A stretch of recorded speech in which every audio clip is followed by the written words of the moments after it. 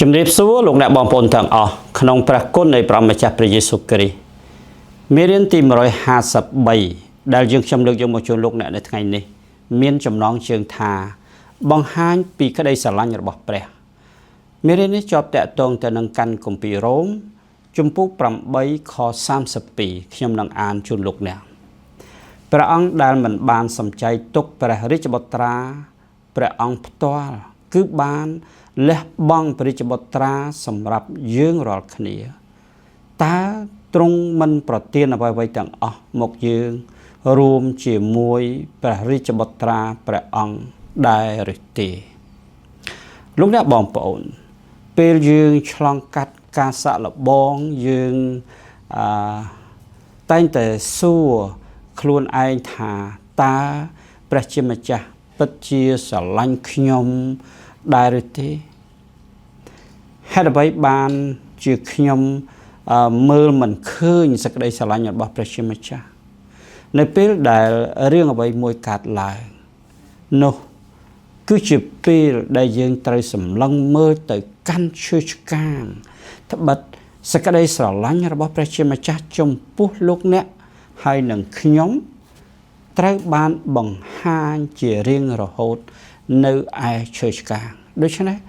ការសម្លឹងមើលទៅកាន់ឈើឆ្កាងពិតជាសំខាន់ណាស់លោកអ្នកបងប្អូន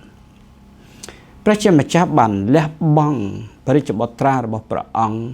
មករងទុក្ខលំបាកលោកអ្នកបងប្អូននិងសុគតនៅលើឈើឆ្កាងសម្រាប់យើងទាំងអស់គ្នាព្រះយេស៊ូវត្រូវបានគេចាក់ទម្លុះ6កន្លែងនេះតាមតែការមើលឃើញរបស់ខ្ញុំទេលោកអ្នកខ្លះអាចឃើញតិចជាងនេះលោកអ្នកខ្លះអាចឃើញច្រើនជាងនេះប៉ុន្តែសម្រាប់ខ្ញុំគឺព្រះយេស៊ូវត្រូវបានគេចាក់ទម្លុះ6កន្លែងសម្រាប់ជាប្រយោជន៍ដល់យើងទាំងអស់គ្នាលោកអ្នកបងប្អូនទី1នោះគឺ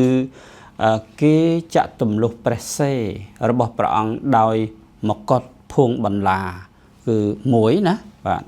ហើយទី2គេចាក់ទម្លុះព្រះហស្ថរបស់ព្រះអង្គទាំងទ្វេ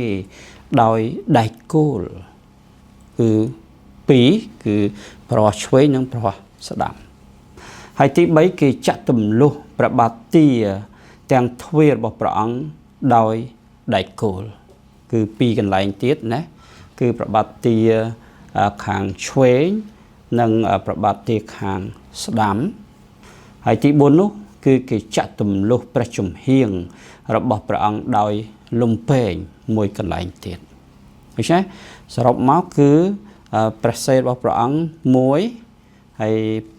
ព្រះហស្ថឆ្វេងស្ដាំរបស់ព្រះអង្គ2ហើយព្រះបាទារបស់ព្រះអង្គ2ទៀត5ហើយនឹងព្រះជំហៀងគឺឆ្អឹងជំនីហ្នឹងមួយកន្លែងទៀតទាំងអស់6ចំណុចនេះតាមការមើលឃើញរបស់ខ្ញុំទេហើយលោកអ្នកបងប្អូនព្រះយេស៊ូវបានពាក់មកុដភួងបន្លានៅលើព្រះសេរបស់ព្រះអង្គដើម្បីឲ្យយើងអាចមានចិត្តរួចផុតពីការភ័យខ្លាចលោកអ្នកបងប្អូនពីការភ័យខ្លាចរួចពីទោសកំហុសរួចពីការបាក់ទឹកចិត្តការថប់បារម្ភនិងភាពតានតឹងនៅក្នុងខ្លួនយើងនៅពេលដែលព្រះយេស៊ូវបានបង្ហាញព្រះហស្ថរបស់ព្រះអង្គជាលើកដំបូងដល់ពួកសិស្សទ្រង់បានមានបន្ទូលទៅពួកគេថាសូមឲ្យអ្នករាល់គ្នាបានប្រកបដោយសេចក្តីសុខសាន្តយ៉ូហានចំពុក20ខ19ដល់ខ20ព្រះអង្គចង់ឲ្យពួកគេដឹងថាសេចក្តីសុខសាន្តត្រូវបានរកឃើញនៅក្នុងកិច្ចការដែលបានបញ្ចប់របស់ទ្រង់ដែលត្រូវបានគេវិទម្លុះព្រះហស្ថរបស់ព្រះអង្គកាលណាយើងកាន់តែមើលទៅកាន់កិច្ចការដែលបានបញ្ចប់របស់ព្រះអង្គ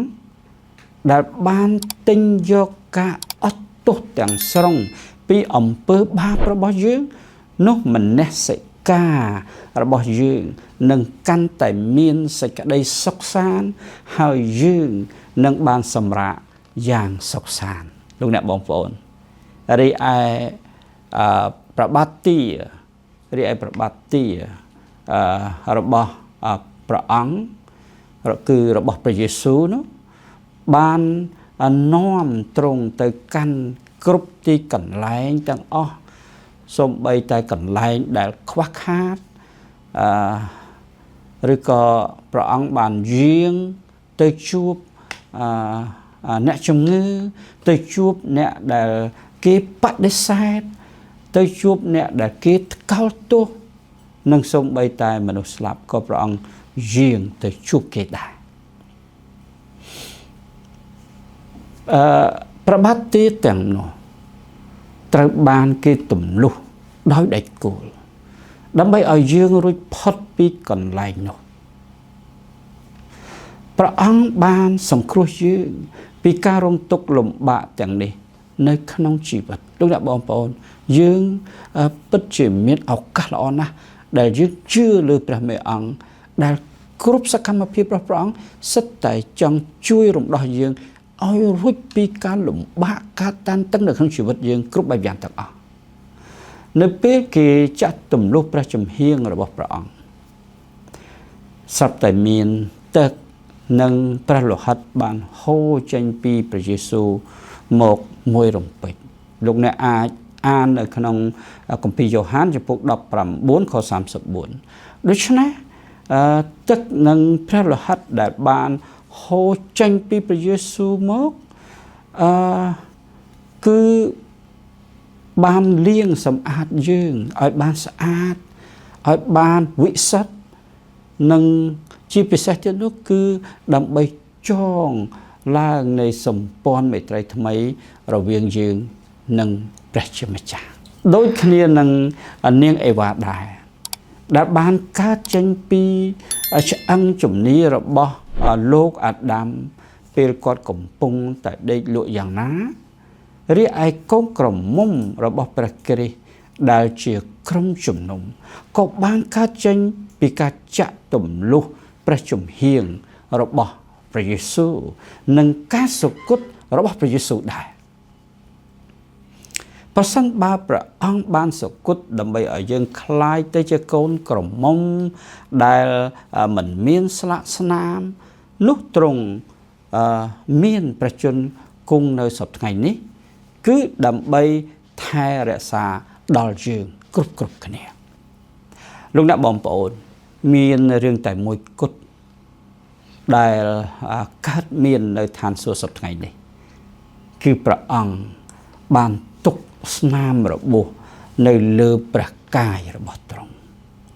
ស្នាមរបួសនេះនឹងស្ថិតនៅអស់កលជានិច្ចដែលតំណាងឲ្យសញ្ញានៃសេចក្តីស្រឡាញ់ដល់នៅអស់កលជានិច្ច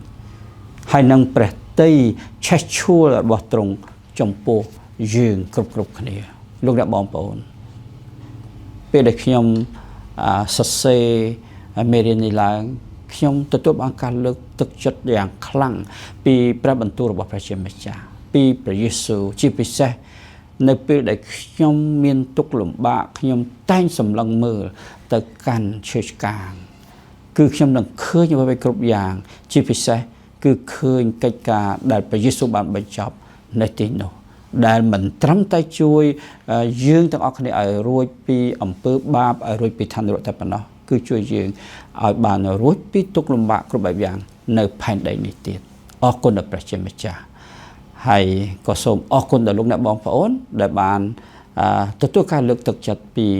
មេរៀននេះផងដែរសូមព្រះជាម្ចាស់ប្រទានពរដល់លោកអ្នកបងប្អូនយ៉ាងបរិបូរណ៍